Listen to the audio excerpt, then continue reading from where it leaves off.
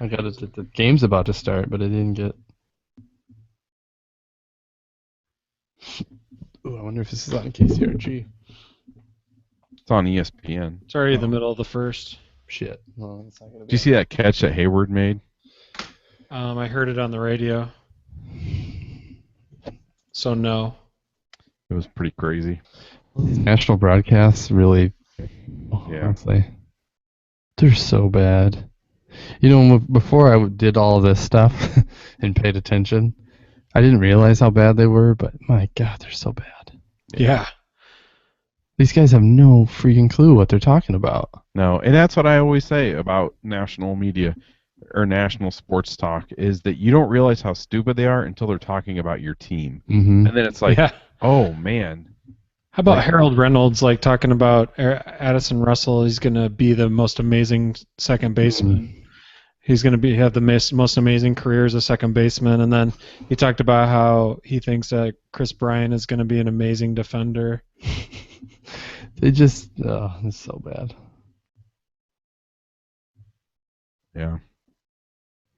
It always stood out to me like when I heard him talk about Notre Dame, and I was like, what? They're so clueless, I mean they would just get things wrong, and it's just like, no, that won't be the starting quarterback this year. Tom Hammond? What? Right. That guy is scary looking. Looks like a really scary drag queen.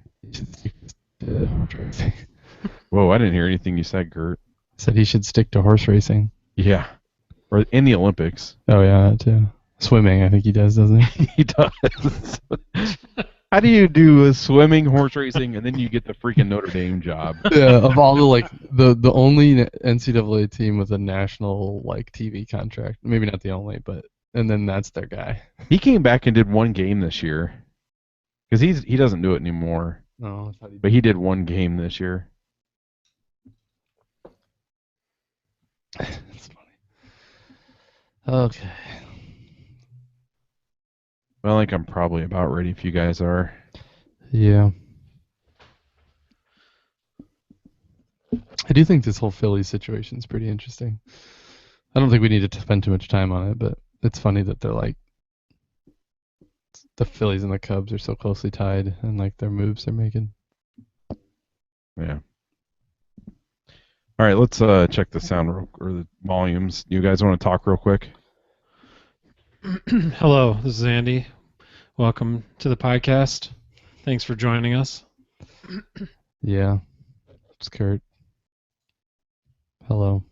Sounds like you said Checkity skirt. check. I did. Skirt. Just skirt. Skirt. Skirting the issue.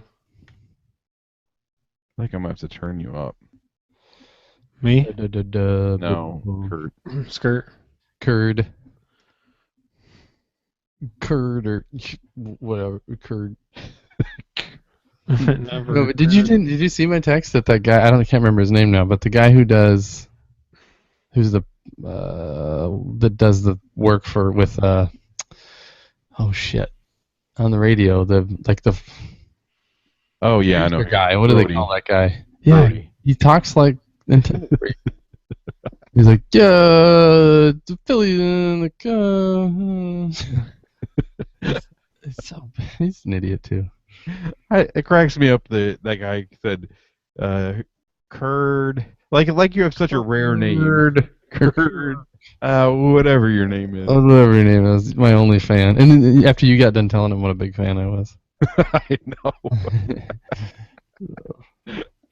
I don't think I have that video on my phone anymore. No, I don't. I looked for it and I couldn't find it. It's unfortunate. Curd. All right, you guys ready? Yeah. All right, here we go.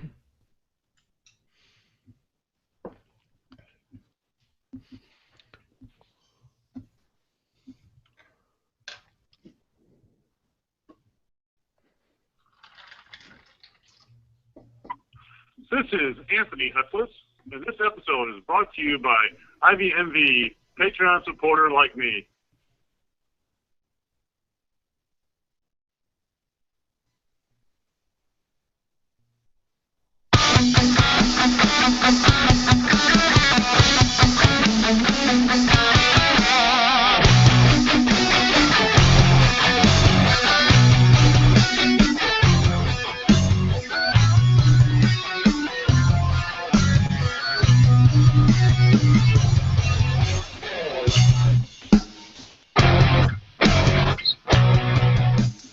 Hi, and welcome to this episode of the IVMV podcast. This is our 329th episode. I'm one of your co-hosts. My name is Corey, and I'm joined by the other two hosts of this podcast through a Google Plus Hangout. Hey, it's Andy. And Kurt. Because we use Google Plus, we're able to stream these recordings live. So if you go to around 8:30 p.m. Central, tonight we're starting a little bit earlier, so it varies from time to time. But we usually share it on Facebook and through our app when we're going live. But if you go to ivmv.com/live at about that time, then you can watch and listen as we record. It's nice to be back in the studio, guys. Although it was really nice having you guys displayed on a 122-inch screen. Oh, I can imagine. But that looked great. I know, I must have big. Although that's kind of how big I am, so. right. Yeah, it was kind of like real life, actually.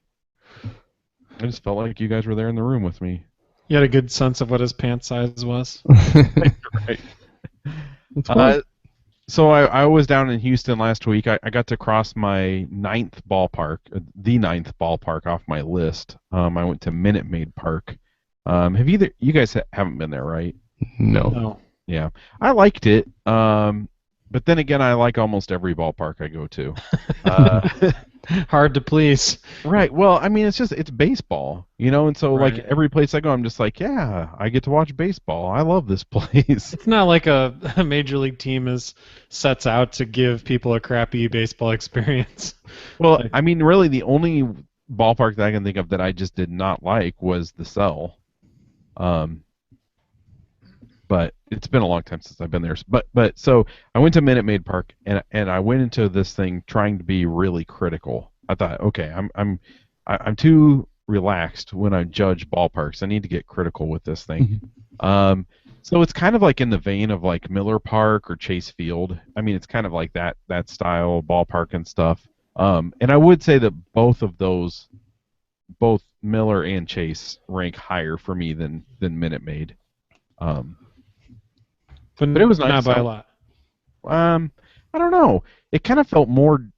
It felt older than those two, and I think they were all kind of built around the same time.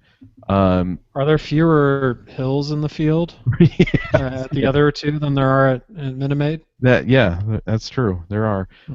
That was kind of neat to see it. It's the last year that the hill will be there, so that was neat to see. I went with my brother-in-law, his son, my nephew, and my daughter, and pretty decent ballpark as far as being kid-friendly and stuff. They did offer one free refill on sodas, so that was pretty nice. I mean, it gets pretty hot down there, and even in an air-conditioned ballpark, it's pretty warm, so that was kind of nice. I thought that was cool.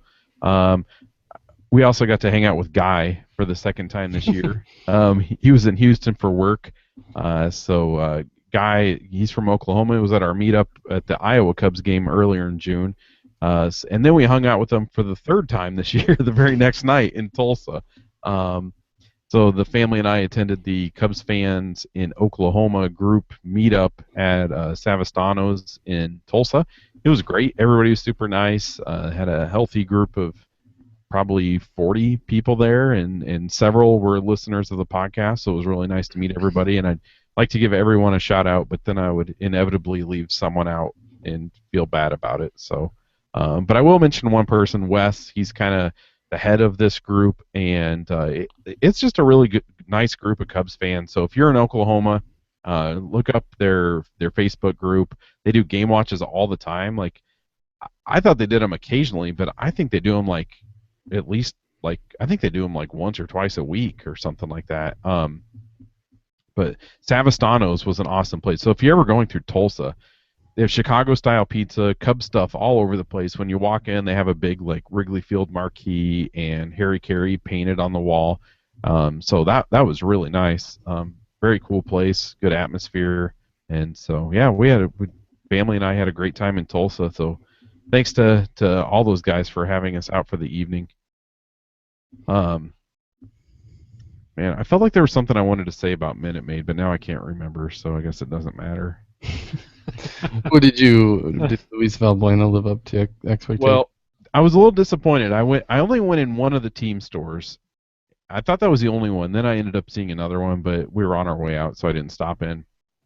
And I did not see any Valbuena materials at all. It was all like Correa shirts, and you know, I was really hoping to see a Valbuena jersey, but no go. He did bat flip on a hit by pitch, which was one of the most awesome things I've seen. And he almost hit a home run in that earlier in that at bat. It went like right down the line, and it landed just foul. And I was so excited about maybe seeing him hit a home run that I missed the bat flip. But Guy told me he did bat flip, and then I was really thrilled that as he got hit by pitch, Guy missed the bat flip because he was too busy paying attention to the hit by pitch, and I was just so excited because in all of his time with the Cubs, I don't know if we ever saw a bat flip on a hit by pitch. I'm sure it happened, but we just didn't take note of it. He did it in almost any, all possible sort of opportunities. He flipped it. Yeah, but I think he's like tied for second, or he's in second place in the AL in home runs. So he's showing off some power there in Houston. But he's only hitting like 190 or something. Yeah. His average is not high. So let's get into Cubs talk. We have a few topics and several listener questions to discuss. But before we get to those, let's just kind of talk about this last week in Cubs baseball. First, just for reference, so you know, we're recording this during the Cubs-Cardinals game on Sunday, the third game of the series. It's early in the game, so I believe it's still scoreless. But those first two games in this Cardinal series, those were rough, man. On Friday, they lost a game that they probably should have won, and then on Saturday, they just got crushed. So, two miserable ways to lose games. Yeah, I don't know which one I prefer against the Cardinals. They're just... I've always hated the Cardinals, but my hatred at this very moment is just... it's compounded by these last couple losses. It's just... I don't know. It's hard to describe. Is it wrapped up in the fans too? I mean, it's everything that's happened in the last couple of weeks: the cheating, and then the losing to them, and then the fans just being like, well, it's just almost like excited that they got caught cheating. Yeah, I try to look past the fan stuff. It just pisses me off how freaking lucky they are. Everything goes their way, and I mean that is what happens to really good baseball teams. Mm-hmm. But it's so frustrating to be on the other side of it, and then to have to watch them on national broadcasts. Like when the Cardinals are winning on a national broadcast, it's unbearable. Oh yeah. I mean, almost any team is unbearable to watch nationally, but my goodness, like they just pump up this whole Cardinal way thing and how the Cardinals are the best fundamental team that ever lived, and it's just so frustrating. Well, and it's even like I think it was in Saturday's game I was watching. Man, I can't even remember exactly what happened, but it was something with, it might have been the play where Starlin Castro was in the rundown, but they made it may have been that play, it may have been a different one. They made such a huge deal that Hayward was backing up behind second base in case the ball got through. He was there. They made such a big deal about it, and it's like, yeah, I get it. Like they are, like fundamentally, they are a pretty sharp baseball team. That's how you win as many games as they win. But let's not look at the things that every team does, or almost every team does consistently, and act, and point out those things with the Cardinals. Like, oh, look at that. Look at that. He threw a strike. Boy, those Cardinals. Those Cardinals throw strikes. You could work for Fox. That's all you got to say, and then just be an idiot. Back when I played for 20 minutes, and then or ESPN, and just be. You'd have to be fatter to work for ESPN, but I'm working on it. Kruk and the way this summer's going, I'll be there soon. Yeah, John Kruk might be the dumbest announcer ever. I don't know. There's a lot of competition. I was gonna say. Yeah, I know, but he's so dumb. He doesn't even care that there's a baseball game going on. He's just like hanging out. Right. I just think this series it's kind of been stepping back away from it and just looking at how it's played out so far in the first 2 games, I think it's just kind of an indication of where the Cubs need to get in order to compete with the Cardinals. Sure. Yeah, I mean, that's actual good information you can take away from it. Well, and the thing is that. Go ahead. So I was just gonna say, like, that they've, it's not like haven't had anything bad happen. They've had injury and the Wainwright thing, and They've like, had a and they just keep ridiculous amount of injuries. And that's what's so winning. maddening. Yeah, like, I know. How do they keep winning? Well, so like Matt Holliday goes down, right? And then Randall Grichuk or whatever just all of a sudden comes in and is amazing. Right. Like even better than Holliday in many ways, Right, especially and defensively. And that's just how it works with them. I mean, Yeah.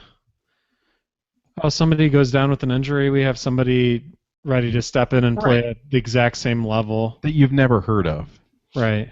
And that's why we can only conclude that they're cheating in other areas. We don't know what they are, but they're definitely cheating. What I was thinking is like, do you think like the way that we feel about the Cardinals is the way that other hockey fans are starting to feel about the Blackhawks? I would believe that. I'm not enough of a hockey fan to speak on that, but I could.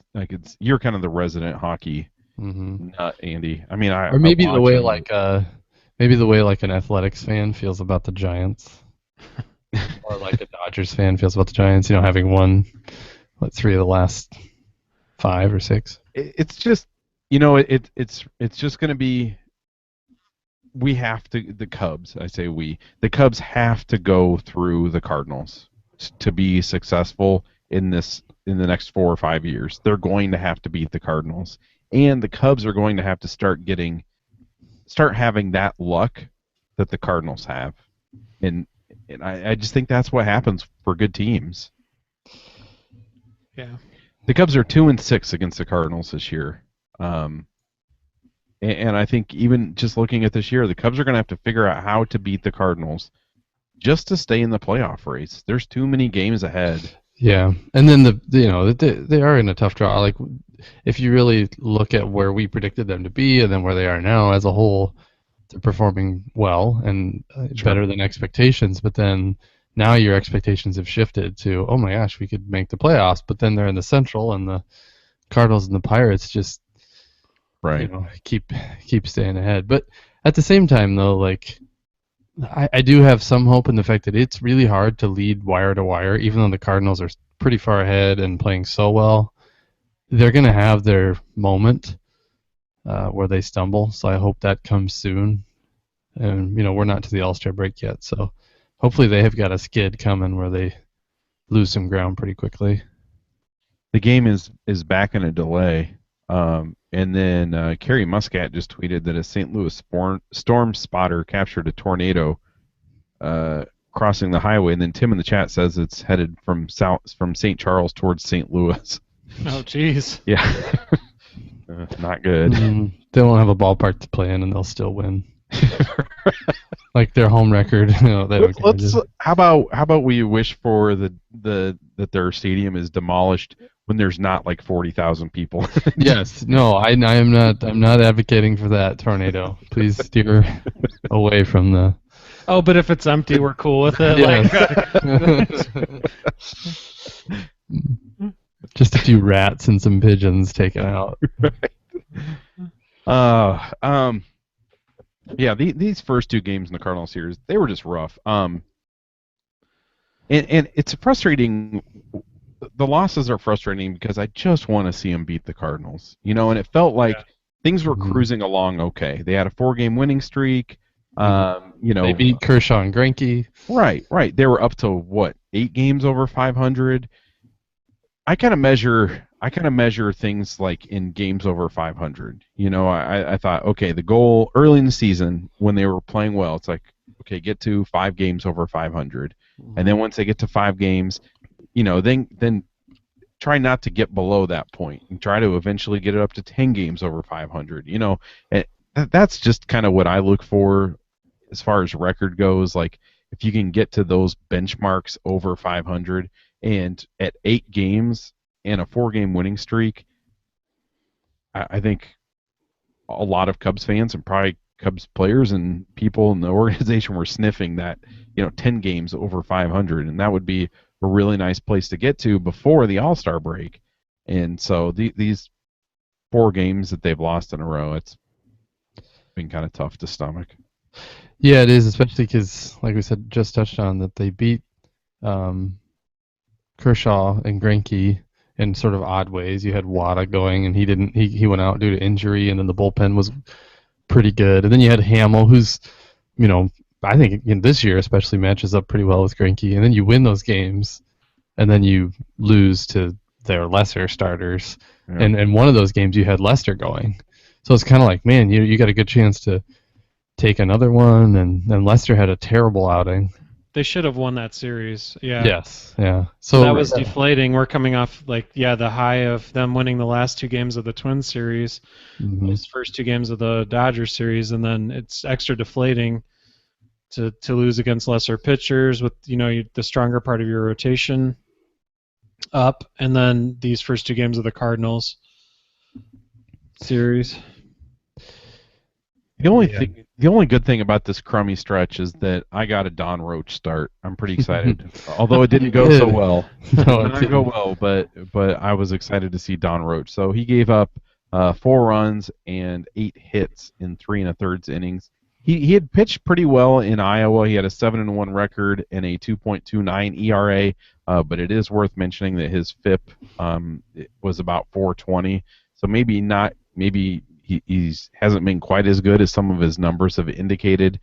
So now with Wada going on the disabled list, it'll be interesting to see.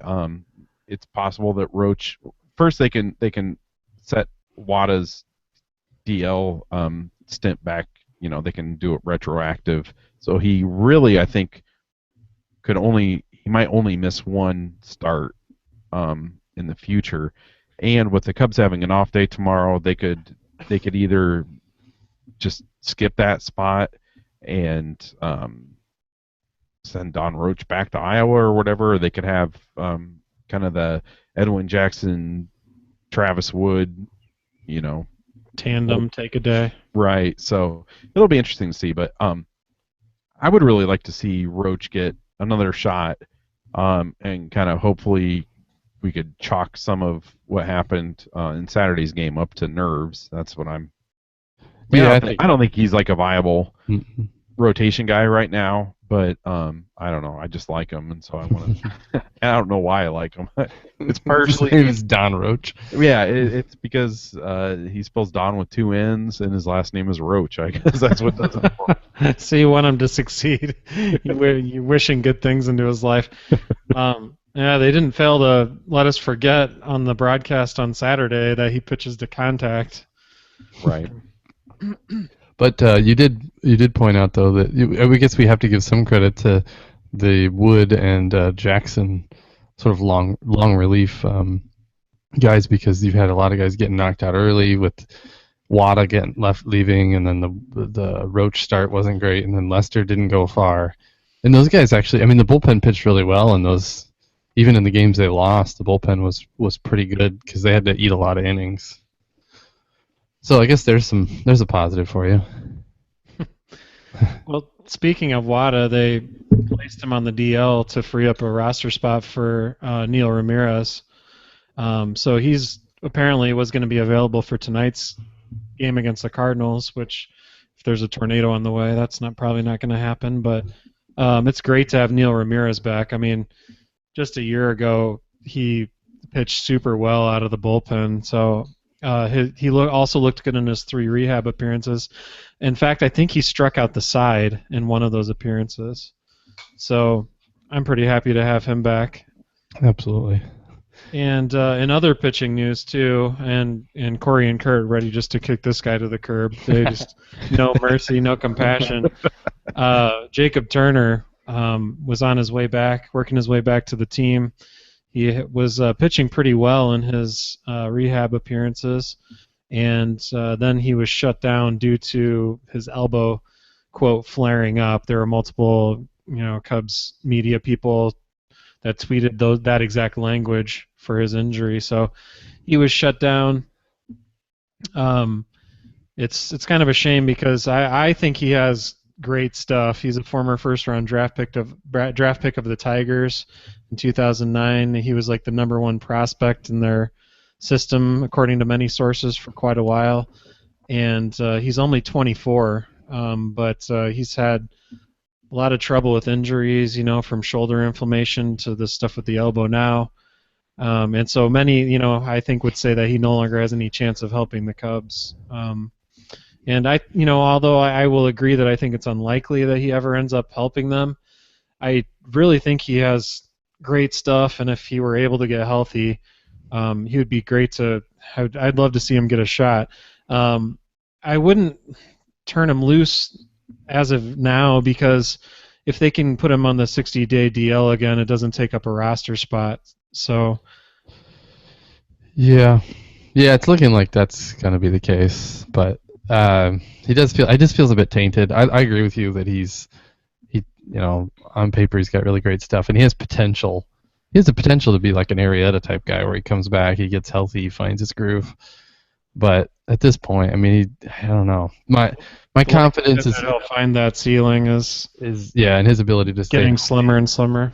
But like you said, as long as he can stay on the DL, 60-day, I think there's probably not a lot of reason to dump him, but I don't know, because the other side of it is like if he is healthy, he does have to be on the major league roster. He has no options left. So right.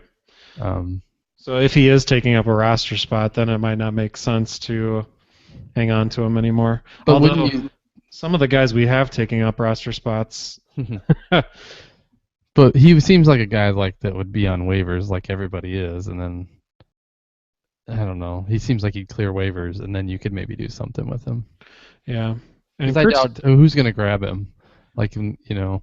Like the Cubs took him from Miami. Like, I don't see that happening given his injury history right now. And so it could, and if it does, oh well. But if he clears waivers, then you can at least, push him around a little bit and push him back. Kurt's doing a pretty good job of covering up his hatred for Turner right now. Hey, I'm the Corey's one not who's even always... speaking. Corey can't even talk because I was the one advocating that he get the 5th roster spot early in spring training if he was healthy, and he was pitching well in but spring training. I just don't. I don't know. I have no real opinions on Jacob Turner except for the fact that Andy loves him. Well, okay, both your apparent hate for him and my apparent love for him got blown out of proportion because we had this whole text thread going where we're just kind of like trolling each other, basically. Well, that's fun. Over Turner. Over Jacob Turner. Well, we like 5 games. It just goes to give people a little glimpse into our lives where we'll take any tiny opportunity to basically troll each other. Like Corey texting a photo of himself wearing an Arkansas hat in front of a Walmart. Hey, that's an opportunity. There you That's go. right. Hey, you're up early. You're up before the family. You're in Arkansas. What are you going to do? I'm going to go to Walmart. Buy an Arkansas hat. Wearing your Pig Suey hat. Oh, did you buy it? Yeah, You bought it at the Walmart? I walked out. You think I stole it? Well, I thought you already I had thought that. you were just trying it on. From the Dardanelle Club. Oh yeah, well you were in the parking lot in the picture, weren't you? Yeah. He grabbed the Arkansas hat and made like a razorback for the door. The Made like a Razorback, greased razorback for the door. the Razorback hats are free in that part of the country. At the Walmart. Yeah, we stopped. Like we were in like southern Arkansas when we left there, and we stopped like right kind of at the Louisiana border, and so we stopped like on this, like we were on a 2-lane highway, and there was like a dirt road off to the back, and it just looked so like Louisiana, and so we pulled back in there, and the kids would not get out of the car. They were so scared because of alligators and razorbacks. And you did end up seeing an alligator. I don't mean to go too off. Yeah, it was crazy. So we went to this like community pool in my sister-in-law and brother-in-law's neighborhood, or in their town. And then there's like this little swampy area next to it. And so we decided to kind of go for a little bit of a walk. And there's these signs that say, caution alligators, don't feed alligators, whatever. And so You're like, haha, yeah, right. yeah, I mean they said like, yeah, there's a chance we might see one, and I was like, yeah, right. And So my daughter, my 8-year-old, is up ahead, and she spotted it immediately, and she was like, she loves watching like Gator Boys and shows like that, but she sees these like monster, dangerous alligators on TV, with them like wrestling them and stuff, and so she kind of thought that's what looking at an alligator was. So then when she actually saw one from a little bit of a distance, it was probably about maybe 30 yards from us. And it was about 5 feet long. And they said, so they've lived in Houston for a year. They said that was the biggest that they've seen. Oh, wow. Yeah, and so then I was like, okay, I'm going for this. And so I got as close as I could to it. And it kind of like, so it was right on the bank of it kind of dipped down into a little swamp area. And so I maybe got within like maybe 15 yards, maybe 20 yards, something like that. And then it dipped down into the water, and it went out like halfway and circled back around and started coming towards me. I was like, I'm going to go ahead and back up. But I think it was just trying to keep an eye on us, I suppose. But yeah, that was kind of cool to see a real life wild alligator. It wanted to taste your tender flesh. Yeah. I would have gone to battle with it. I don't know, wrestling like a 5-foot alligator would be fun, I would think. Until he bites your arm off. I could take it. You could take it right in the nuts. And snap those up. No.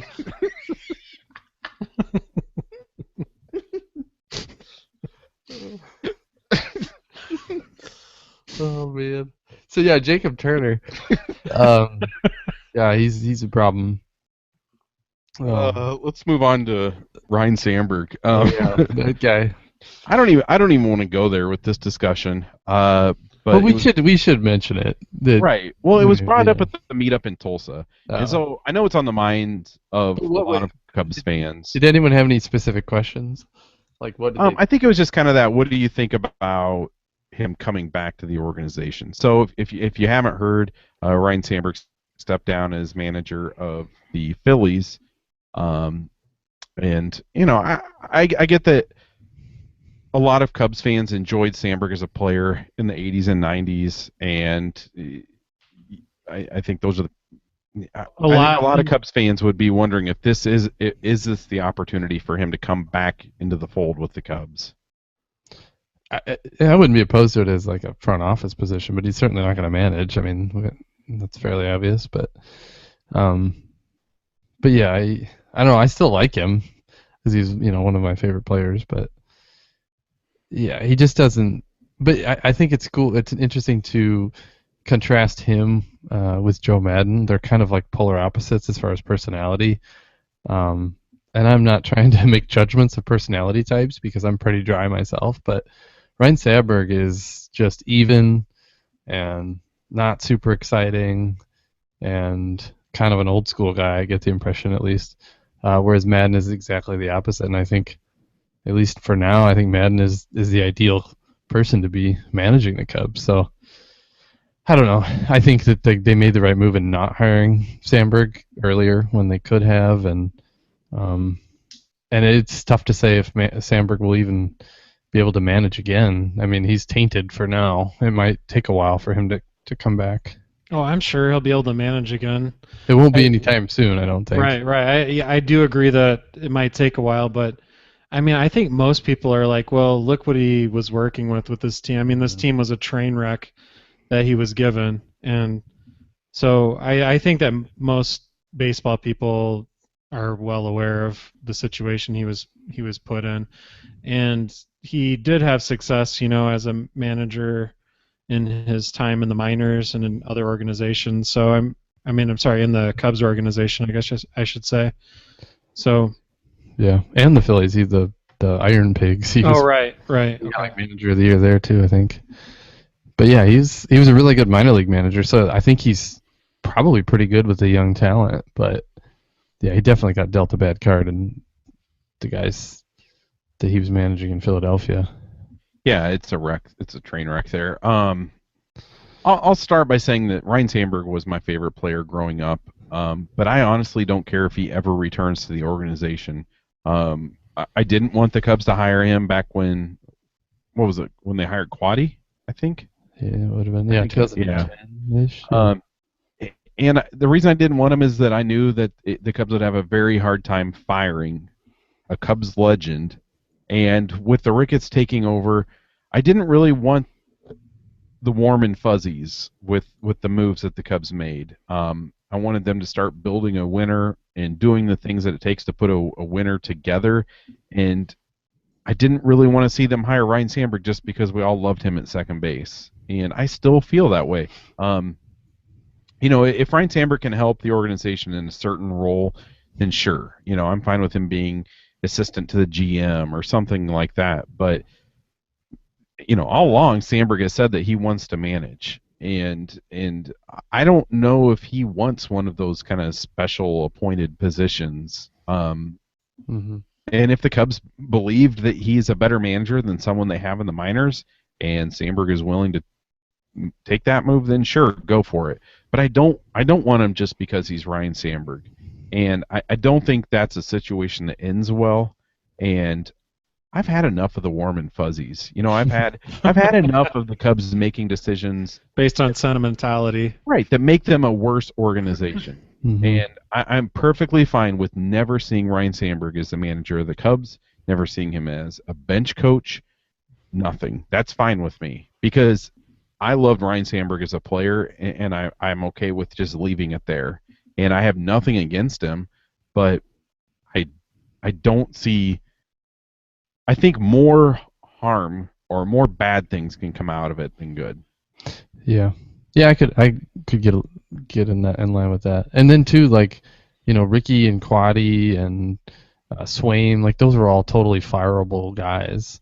Right. And then, if Sandberg's the manager there, maybe he lasts that long. You don't fire Sandberg to go after Madden. Right. That's exactly it. You knew that those guys were fireable, and you needed a couple managers. You needed managers in that period of the organization that were fireable because you knew that they weren't going to take you to the top. And I'm not sure if Sandberg is a guy that can take a team to the top. And imagine the outrage if they would have fired Ryan Sandberg in this last offseason after having a terrible team, terrible pieces to work with for 3 or 4 years, and then are the team that they are right now. And, as soon as everybody was about to get called up, Bryant and Russell and Schwarber and all these players and signing John Lester, imagine if they fired Sandberg, hired Madden, and then made those moves. I mean, I just would rather avoid the whole situation. For sure. Well, maybe you can go down to Miami and do some good there. So let's get to listener questions. Because you can submit questions through our app, and so many of you do, I didn't even ask for questions on Facebook or Twitter today. So thanks to all of you that email through the app or just email in questions through your regular email. These all came within the last week because I was on vacation and kind of out of my element. I didn't always have access to Wi-Fi and stuff like that. I hope that I didn't let any of these slip through the cracks. And so if you did send something in and you don't hear it on this episode, then I apologize. So this first one is from Alfio. He says, "Hi guys, wondering why everyone insists Addison Russell will be the next shortstop. Why not let him be the next Ryan Sandberg? A Gold Glove, home run hitting, steady as they come, second baseman. Starlin stays put for a year or two and is eventually traded when Gleyber Torres is ready."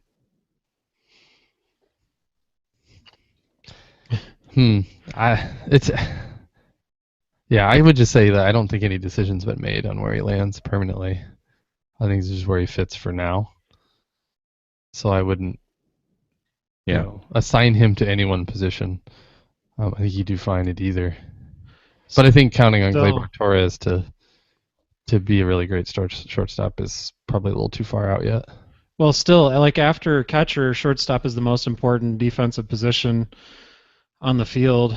And so I think you want this other smarter people have said this, so you want your best athlete, your best defensive player to be at that position, and I think that Addison Russell has shown that he can be that guy. I think that he's a better defender than Castro.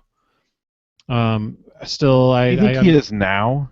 Do you think he is right now? I don't know about right now, but I think like he will be. I think he is. Okay. You think he is right now, Kurt? I think Russell is. I just because he's more consistently.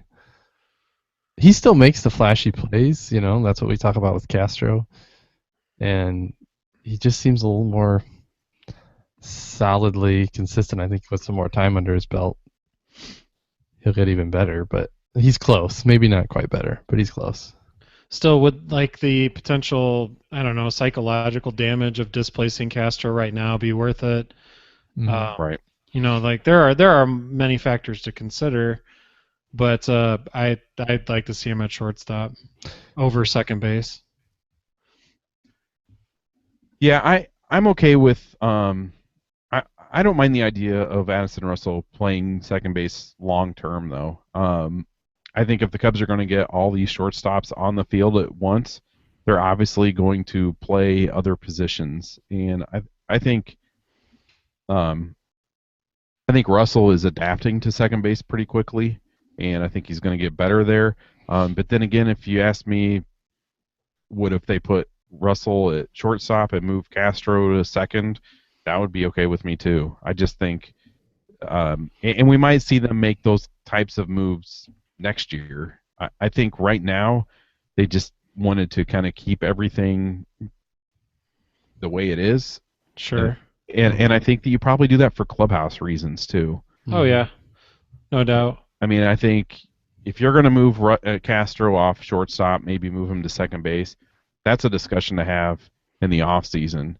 I don't think that's a good idea to have that discussion and to kind of, force the issue mid-season. Yeah, when a guy didn't start the season on the big league squad. Yeah. So, Harvey says, can someone explain to me why Miggy is our cleanup hitter batting fourth? I trust Madden, but there must be something I'm missing. I'd vote Fowler, Castro / Russell, Bryant, then Rizzo. Do the 2 and 3 spots in the lineup get that many more plate appearances a year? Let me address this first. Throw my 2 cents in. Is according to the Baseball Prospectus book, Baseball by the Numbers, they talk a lot about the optimal batting order, and the most optimal batting order has the highest on-base percentage guys at the top and then descending from there. And then if you have OBP plus slugging, like you do with Bryant and Rizzo, you want those guys probably closer to the top than necessarily like number 4. Yeah, so I believe each spot in the lineup, each higher spot sees about 16 to 18 more plate appearances over the course of a season than the spot below it. So Rizzo batting second in the lineup instead of cleanup probably gives him between 32 and 36 more plate appearances. And that's pretty significant for one, probably your best hitter in the lineup. Yeah. And I think also if you consider the fact that Addison Russell is batting ninth so often, in theory, you're kind of moving everyone back a spot and giving them more. They're more likely to see runners on base with Addison Russell in the ninth spot. And then Miggy is at the top of his career in OBP. Like, he's really having a great OBP year. His average isn't great, but we knew his average wasn't going to be huge. But his OBP this year is pretty up there. But still less than Bryant and Rizzo. Right. So I think we answered Harvey's question. I hope we did. Josh from New Jersey, he asks for a Carl Edwards Jr. update and what we think about him. He's been pitching well now and out of the bullpen in Iowa. I would expect to see him at some point in the bullpen with the Cubs this season, I think. Yeah, I would agree. Yeah, I think when the rosters expand in September, we'll see him then. But if the Cubs feel like he could strengthen the bullpen before then I think they'll yank him up. I mean, based on what the moves that we've seen them make this season, they don't seem to mind pulling players up early when they're needed. So, but he did start off in Iowa pretty rough. His ERA really suffered from that, and if you're only pitching an inning or two a game, it takes a while to bring that ERA down. But his last 4 outings for Iowa have been 2-inning appearances. In those 4 appearances, so 8 innings, he's given up 3 hits and 2 runs. He struck out 10. So I think we're going to see him. Yeah, I think so too. Yeah, he has 14 strikeouts to 9 walks in Iowa, and his WHIP is 1.15. So he's getting it on track. He's looking sharper all the time as he spends more time there. Tobin says Starling is Starling. Oh my gosh, Marte just pulled out a zonk. Starling. In my defense, I was looking at the word freaking and put the ing in Starling. So I'll make an excuse for myself. Zonk should have taken that freaking sign down in the booth. So Tobin says Starlin is freaking awesome. His name is freaking awesome. He's just so frustrating when his concentration goes and he fails to prove himself. Yeah, declarative statement. Yeah, I agree, Tobin. I mean, I have to admit though, I'm not changing my mind on Castro, but wow, like some of those mistakes are so frustrating. And I was probably more frustrated with him on Saturday than I've ever been.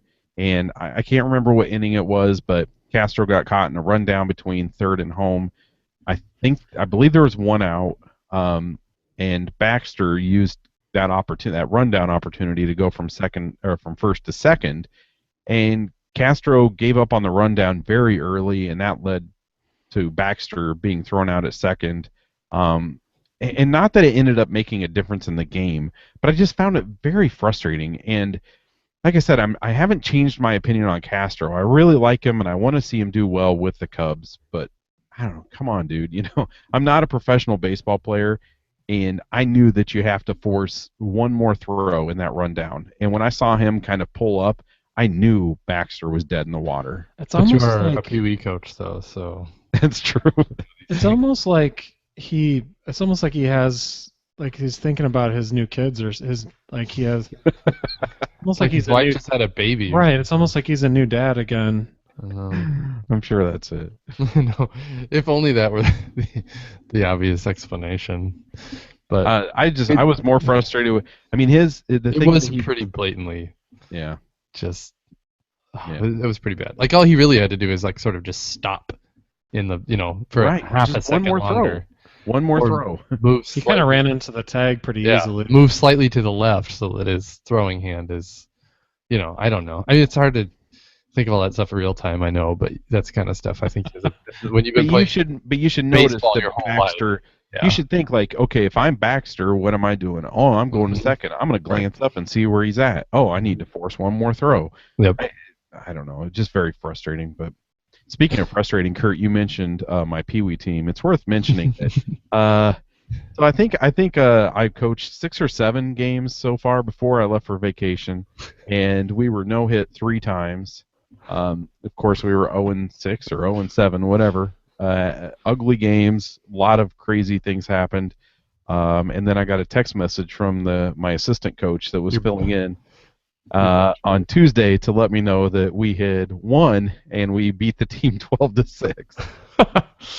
So, yeah, I'm glad that I'm able to keep up my O for coaching record, and the team still gets a win and wins 12-6, and then they almost won again on Thursday. So I think I need to step down as coach. I'm obviously not helping these kids. You need to stay in the front office behind your computer doing analytics. Oh, man. Okay, this next email comes from Matt. He says, IVMV team, I'm a Cubs fan stuck here in Redbird country. Been now downloading and listening to the podcast since about December. First time writing in. There's nothing I love more than seeing your podcast pop up twice a week next to Brian's dreamy baby blues and the sweet mohawk mullet. I've been listening to your complaints on Coom Dog recently. I just got MLB audio a few weeks ago, and although I do agree with you that there are better things than Coomer, see Bryant reference earlier, I don't believe he is the worst thing about their radio broadcast. Two things I hate more. Cubs pregame does not start playing until about 15 minutes before the game, when other teams have their radio casts going sometimes up to an hour before game time. I find myself listening to the other team's pregame shows due to the fact that the Cubs don't have one. My second complaint, who in the world cares about Benny's Beverage Depot, is the Cubs' supplier of champagne. It has been a while since the Cubs have needed Goldschlager, let alone champagne in their locker room. Possibly Theo and Jed are keeping Benny's in business, popping bottles in response to their recent drafting success. Any thoughts? Thanks for giving me the time to gripe, and I look forward to your next meetup at Busch Stadium. Again, thanks for the great work, and go Cubs. I think the only answer to this question, or questions, is I would have to agree. Yeah, so I don't know. I don't really listen to pregame things because with 162 games in a year, I usually tune in the first 15 minutes or so, whether I'm watching on TV or listening to the radio or streaming it. I usually don't start it right at the game, so I'm not sure, but I mean that's probably a station thing, and maybe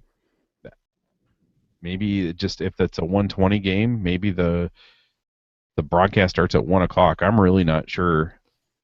Yeah, I don't listen to the pregame a whole lot myself. So once in a while I catch the Coomdog and Madden interview that they do pregame, but that's about it. So. Yeah, same here, but I agree. Like, I don't mind Coomer that much. I think he does provide good analysis a lot of the time. He just has annoying verbal tics, just like a lot of us do. And the play-by-play thing. Yeah, that for me, that's the biggest issue. Coomer as a color That's guy, not his fault. I am 100% okay. It's not his fault. Yeah, exactly. It's just that when he has to do the play-by-play, it's just a train wreck. And he's not the worst thing about the live broadcast. He's absolutely right. It's maybe that Mark Grody guy, whatever. But I think as far as the champagne thing goes, I think they're kind of like, it's like The Secret, or like calling something that's not into existence. Like we're gonna need this pretty soon, eventually, and so. Yeah, the first time I saw that, I thought, oh man, like it's kind of funny. But you knew people were going to pick it apart. Like it's too easy. Mm-hmm. Right. like the Cubs need a champagne distributor. But I mean, don't you think it's like trying to like be prophetic, like believing in the power of words? Like we are going to need this, sometime in the near future. Yeah, I agree with you. I think they could do some like really funny, kind of like creative commercials with that. Yeah. That'll give them something to work on in the off season. All right, so these next ones come from Dallas in Australia. He says, "Hey Corey, how do you guys juggle keeping up with games with work/family, etc.?" Maybe we should tackle that one first. Radio. Yeah, it helps that Andy and I have the summer off. Although it doesn't get any easier for me to watch games in the summer. You would think it does. But it really doesn't. It's just such a time commitment. Yes, I mean, so a lot of the time for me, it's listening to the radio broadcast while I'm doing other things, whether that's grilling food or mowing or whatever. Yeah. So I think that's part of it, but I do watch my fair share of games. I mean, I pretty much just ignore my family, basically. And honestly, I've been watching a lot less this year than I thought I would. It's been tough for me because my little one is 7 months, so he's needier than I thought he'd be, and haven't been able to watch a ton of games. So radio, and then with the Cubs playing less and less day games, it used to be I'd listen to them at work all the time and work while I listen, and now it's like, you get a 6 or 7 start, it's right in the heart of either cooking or eating dinner, and we don't have the TV on while we eat, so it's like we got to rely on the radio mostly. Yeah, I listen to a lot streaming, but I do watch a fair number of games, and it helps that my 8-year-old daughter loves watching the Cubs, so I can get her to sit and watch a game with me, and then I can kind of like use it as like an excuse to have some bonding time. So I'm trying to teach her how to fill out a scorecard. We started that at Minute Maid. So I think that's a process that's gonna take a while. Didn't they say that on the ESPN, or I mean, sorry, on the Fox broadcast? I've never seen as many people filling out scorecards as I have at Busch Stadium. Are you serious? It's only because they don't know how to fill out a scorecard. So they're just blown away by it.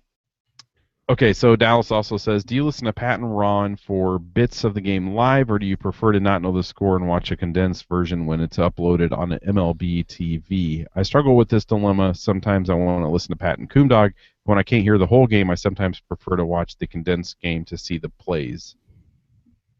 I don't listen. I don't watch a lot of the condensed games, honestly. I thought I would when I got this MLB thing, but I really don't.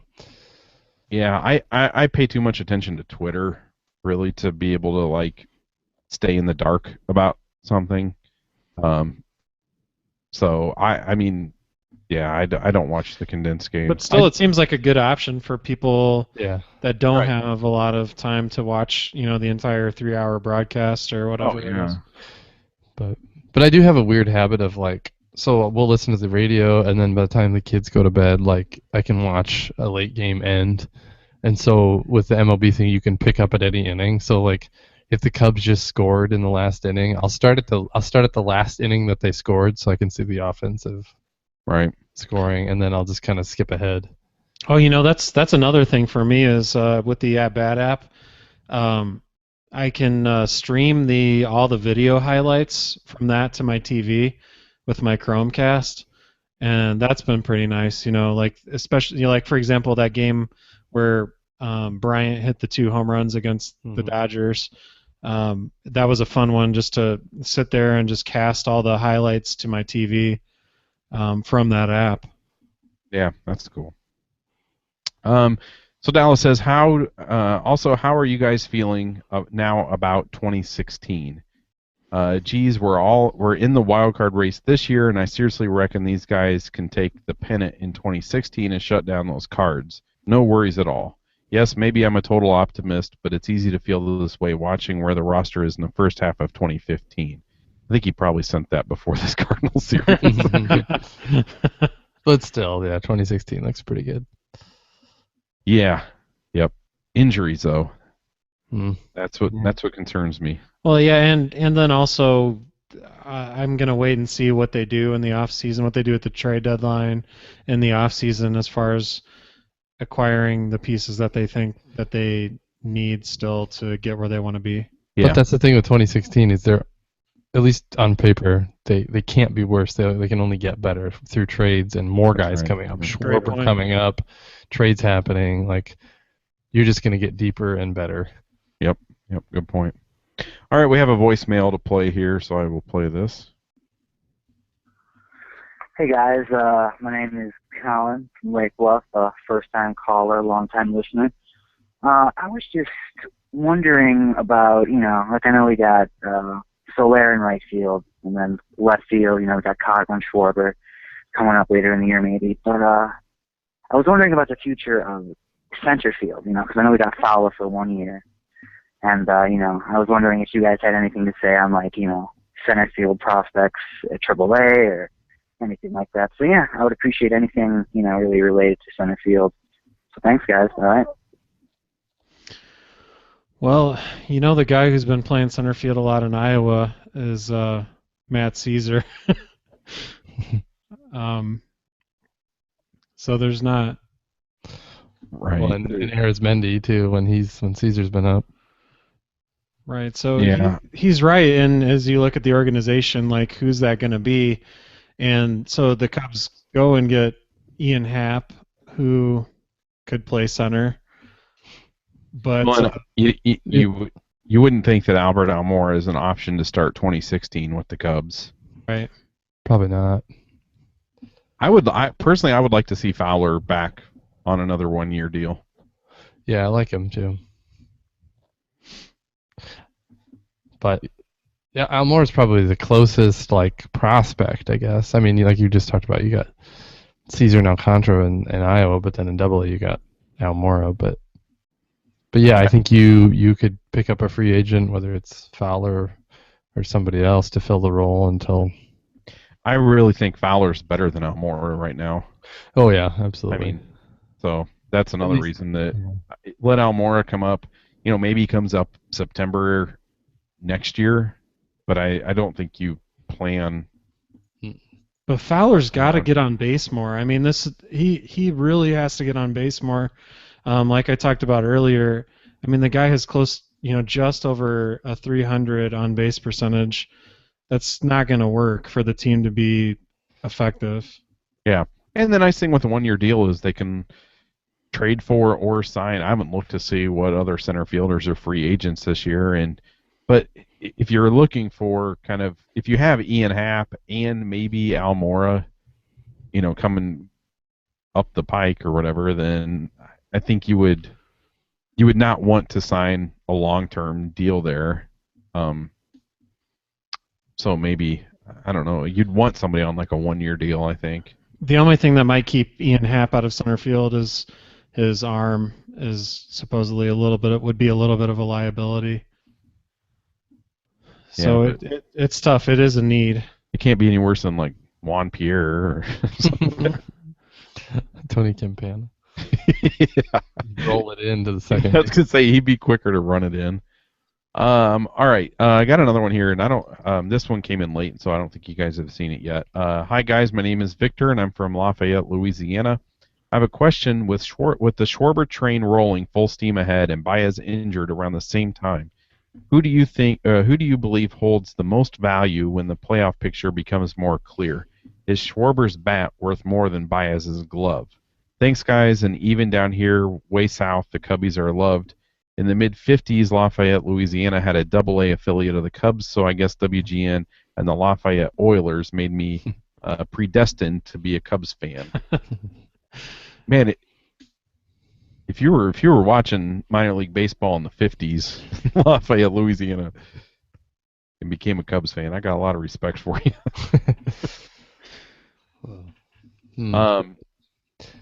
I think so. I mean, to answer his question directly, I think that Schwarber's left-handed bat with the power in the playoffs, I think is worth more than Baez's glove.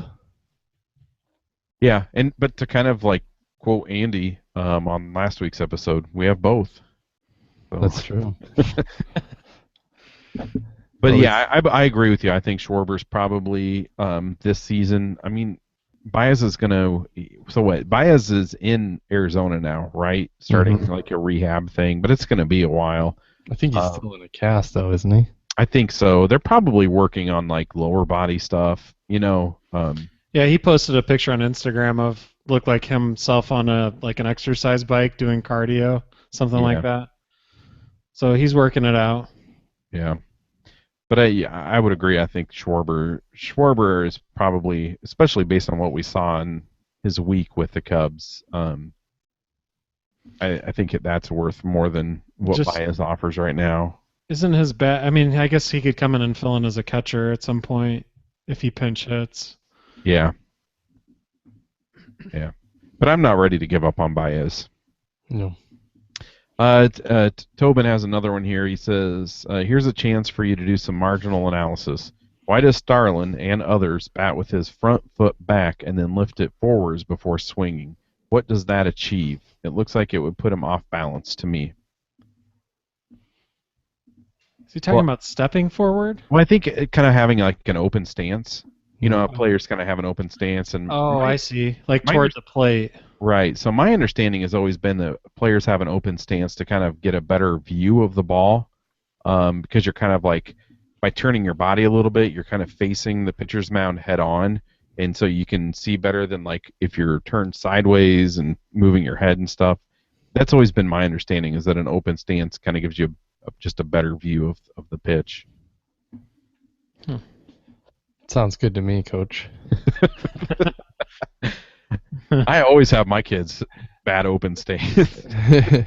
No, I think that's right too. And then I suppose there's something to do with the fact that Like if you have a more closed stance, you're less likely to pull the ball. So if you're a really straight pull hitter, you might have a more closed stance to try to work the rest of the field better. But I think a lot of it is just personal preference and habit. Yeah, and rhythm. Mm-hmm. Yeah, that's my understanding. I could be wrong. So if anybody knows any more than we do, then feel free to call our voicemail line through the app or call. We need to get Tommy Mansky. Wait a second, Corey. Didn't you coach for the Cubs at some point? Rumor has it. Right. Oh man. Jeremiah says, with Neil Ramirez coming back and Rafael Soriano in the future, how do you see the bullpen shaping up? Madden prefers matchups, I know, but with Soriano, do you put him in the closer role and bump Rondon? And if so, how does that affect his confidence? I don't think they're worried about Rondon's confidence, especially the fact that they've already sort of bumped him based on performance. I think Madden's probably saying, look, there's no egos in here, bullpen. I'm going to put you where I think you can perform. So I wouldn't worry about that.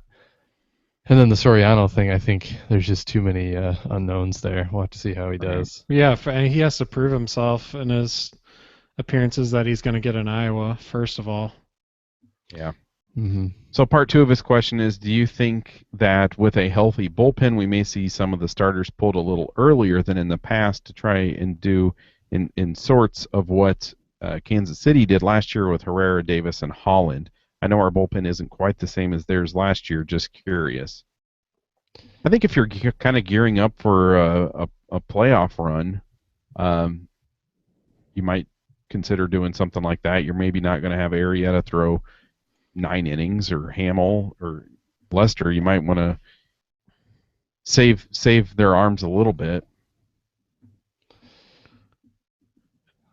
And the Cubs do have somewhat of the personnel to be able to handle not quite as deep starts by their starters, with the long relievers that they have, and then also, like you said, the help that's on the way to the bullpen. Right. I mean, if you look at what their bullpen is now, and you add, with Edwin Jackson and Travis Wood, both being able to do that, and then C.J. Edwards kind of pitching the 2-inning thing. Yeah, it does give you the flexibility to do something like that. Who's C.J. Edwards? I'm sorry, Carl Fleming Edwards Jr. Oh, yeah. Okay. This is a fun recurring little joke that we have. It's so great. Matt says, disclaimer, this is a serious question. I like it that our listeners feel the need to tell us. Here's one you might have to think about. Oh, no. Says, is it time to give Jackson a start again? He's been pretty good out of the pen, and with what we are getting from the back end of the rotation, can he do any worse? Just Wada's next start is all I ask. I don't think it's crazy. No. But it can't be. I mean, the Roach start couldn't be worse than that. Well, I suppose it could, but.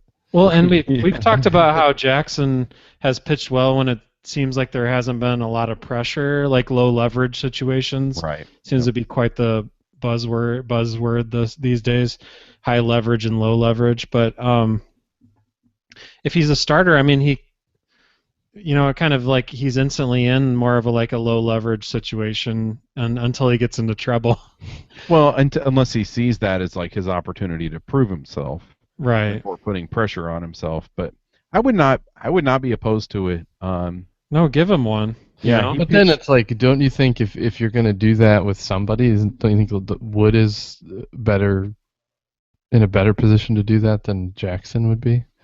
I mean, he hasn't pitched great as a starter this year, but yeah, unless it's just he's at least left-handed. I mean, don't you? On the other hand, don't you kind of feel like we've seen all we need to see from Edwin? Like he's not going to work himself back into the rotation. Right. Yeah. And I mean, let's keep in mind too, he pitched 3 innings against the Twins. He only allowed 1 hit, but that was a blowout game that the Cubs lost. Like you said, Andy, low leverage situation. But knowing that he's not stretched out, you're probably only going to get 3 innings or so, and chances are you'd be using Travis Wood too. So I don't know. I wouldn't be horrified to see him get the chance to start, and then I would not be horrified to never see him get the chance to start. Basically, we'd like to see a more solid option at 5. We'll see what they do. Right, and I think we will get some help there around the trade deadline. This next one comes from Tim. He says, "I'm still learning the sabermetrics approach to the game. I love that you are all knowledgeable about it." Wow. You can end it there. For the sake of us newbies, can you occasionally remind us of what the acronyms stand for as you say them? The only time you really lose me is when talking about pitchers and you jump quickly between metrics and make comparisons between pitchers. Also, I know what WHIP means, but I don't remember what a good WHIP number is. So just think of some of us who are learning and want to catch the nuance of what you're saying. So Tim from Dwyer, Indiana. First off, before we get into this question, Saber, they're offering the Saber 101 class again, and I can't remember. I can't remember who's offering it. I totally edX. Isn't that what it's called? I think it's called edX. But anyways, if you Google Sabermetrics 101 or edX or whatever, it's a class, and I think it starts in like a week or two. And you can pay $25 for it to get a little more stuff, or there's a free version. But it's basically kind of walks you through the history of sabermetrics and some of the stuff. I took it last year and was not able to finish it. I didn't have the time to finish it, and so I'm going to take it again this year, just because I like kind of refreshing myself on things. But anyways, if you're interested in learning more about sabermetrics and advanced metrics and stuff, that would be a good thing to do if you have the time to do it. It maybe takes you about 10 hours a week. If you have that to set aside, then you'd probably be fine. Maybe not that much.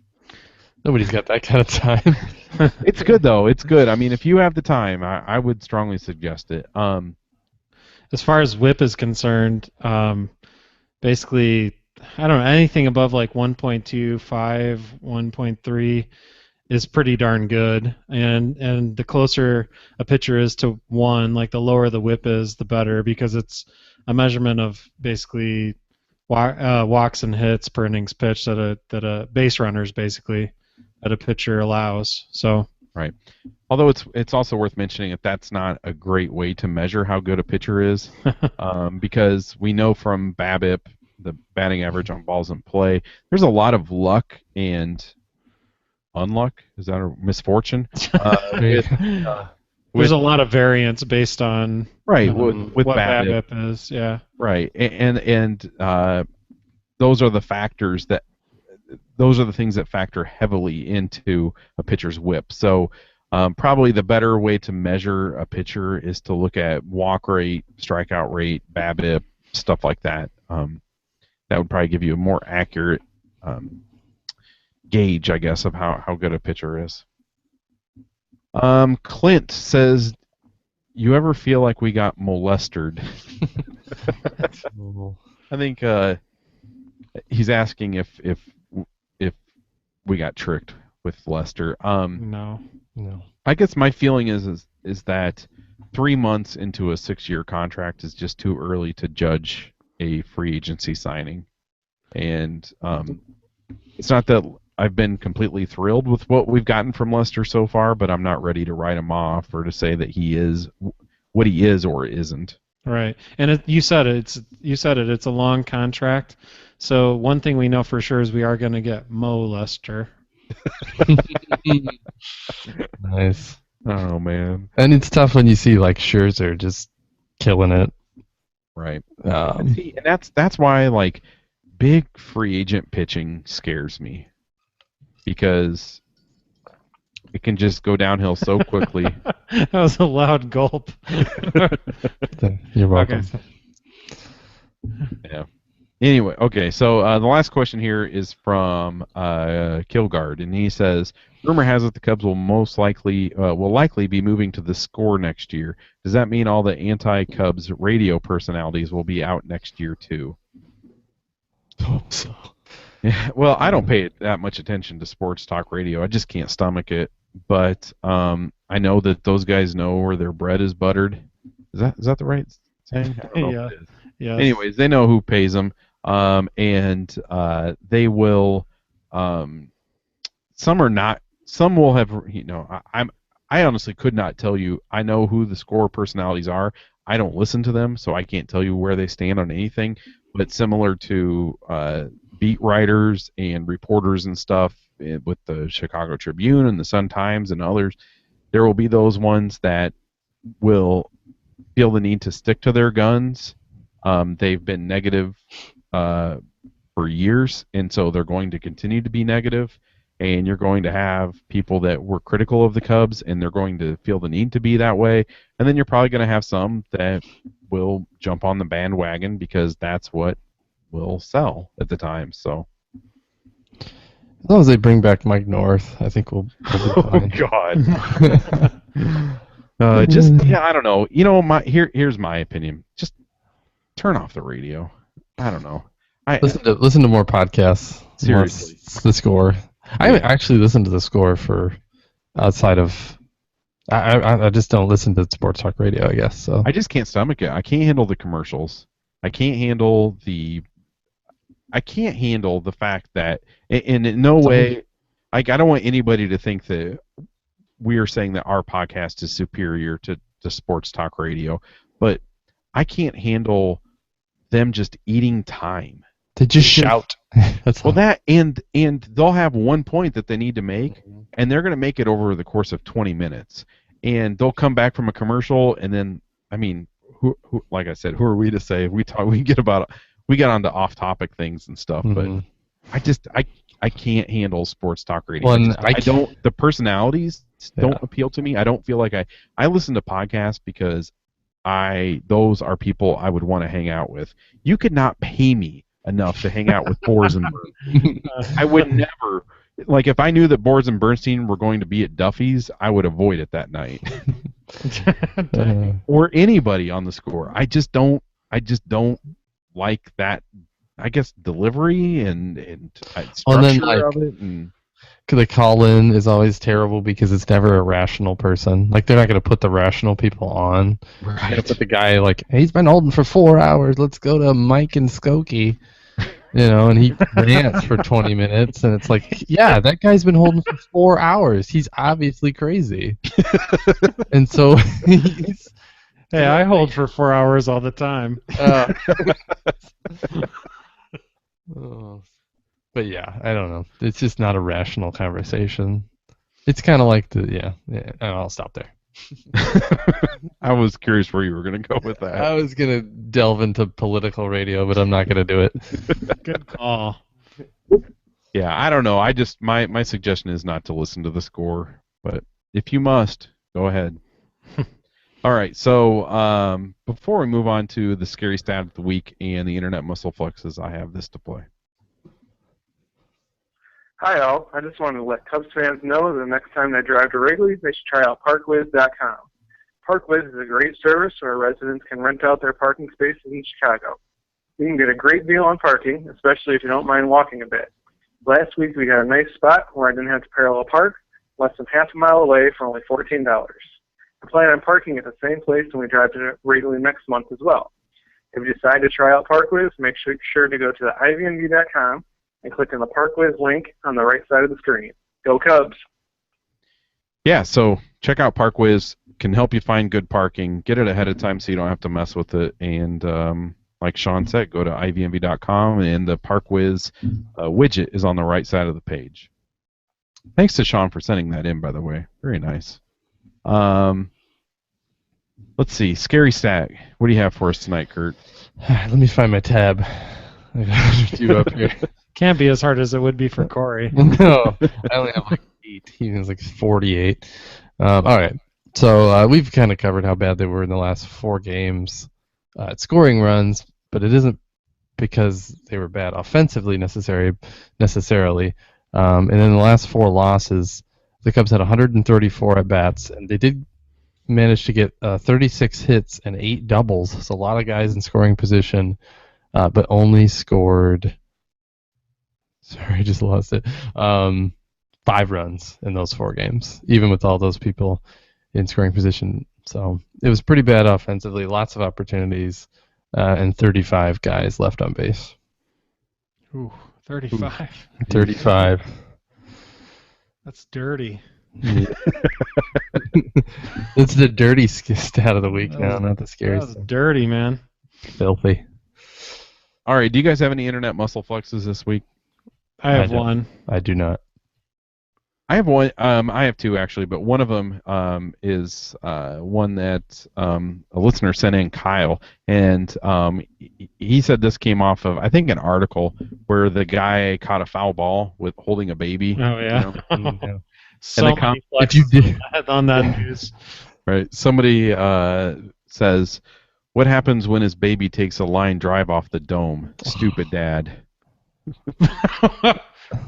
Well, he himself said in his post-game interview he's trying to protect the baby, but I don't know about that. Let's see. I'll go first. Ian, do you have a good one? Yeah, I like it quite a bit. Okay, I'm gonna go first. Mine aren't that strong. solid. Mine aren't that strong. And I had kind of struggled finding one today. I went back to the Instagram post when the Cubs signed Ian Happ. No, when they drafted him. When they drafted him, I think. And so there were 2 comments on there that made me giggle. The first one is, "Good luck in the minor leagues in baseball." That's pretty strong. I like that. And the other one said, "Another outfielder, pointless pick." Should have been a shortstop.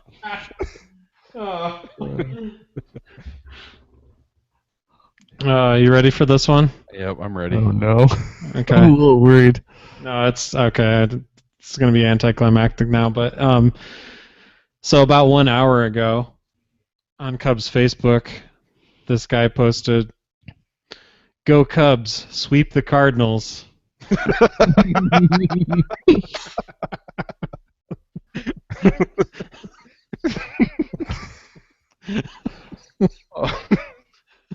Oh man, people, love them. Oh, humans. See, like if that was a deliberate like comment section troll, then that's incredible. Right. Because of course, somebody jumped in and corrected him pretty quickly. Pretty difficult for that to happen tonight. But that's a kind of like genius I wish I would think of. Right. Oh, that's good stuff. All right, well, that does it for this week's episode. This week's episode was brought to you by all of our Patreon contributors. Patreon helps us pay the podcasting bills, and it helps us keep this podcast running. You can do your part by pledging as little as $1 a month. It's really pocket change, $0.25 a week, but it helps us out tremendously. There are several pledging levels, and there are perks at every level. You can get an IVMB poster, pint glass, stickers, the monthly Google Plus Hangout during a game, which we need to try to squeeze June's in here this week. There's all sorts of stuff there, and you can find it all at patreon.com/IVMB. We're very dedicated to improving IVMB, and your financial support makes that possible. And so you can go to patreon.com/IVMB. That's patreon.com/IVMB. Special thanks to our Hall of Fame contributors: Jeremy, Dave, Dizzle, David, Jeremy, Dallas, Charles, Stephen, Stuart, Guy, Peter, Jane, Shane, Michael, John, Craig, Rick, Luke, and Tony. Our associate producers are Matthew Macer, Anthony Hutfuls, Joshua Hansen, Ryan Shores, Brian Hunt, Tim Marr, Jason in New Mexico, and the Quad City Zone, Jason Nunn. Also thanks to Nick Short and Josh K for jumping on the Patreon campaign. The Cubs get Monday off, and then they travel to New York for a series with the Mets. The Cubs swept the Mets in a 4-game series last month, so let's hope for a similar outcome this time. So that is a Tuesday through Thursday series. But Andy and I will be back on Wednesday for the midweek episode, and until then, go Cubs.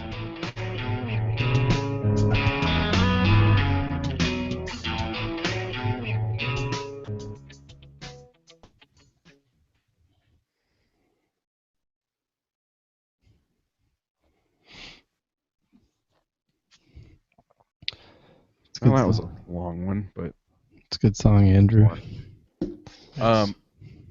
So the let's see, Title? let's see, I heard one. Hold on, I'll find it.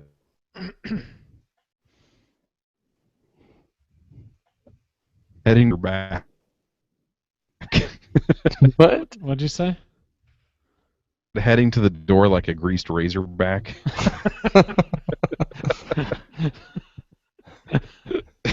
I don't know. How about just like a greased razorback? Yeah. Okay. Something shorter.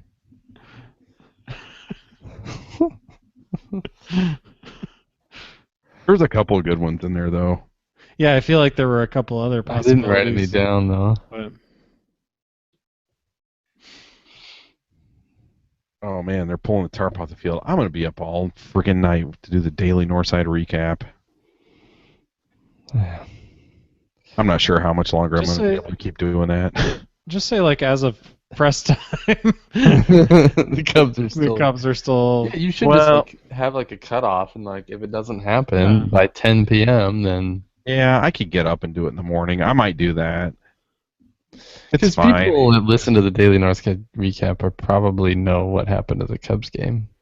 Because Yeah. I honestly listen for Yeah. minor league stuff Minor more than the. Yeah, there was a lot of. I mean, I wasn't very consistent last week. It's actually going to be easier for me in California because I'll have 2 hours. Mhm. So that's nice, but I don't know. I'll do it throughout the rest of the year, but I don't know if I'm going to do it next year. Hmm.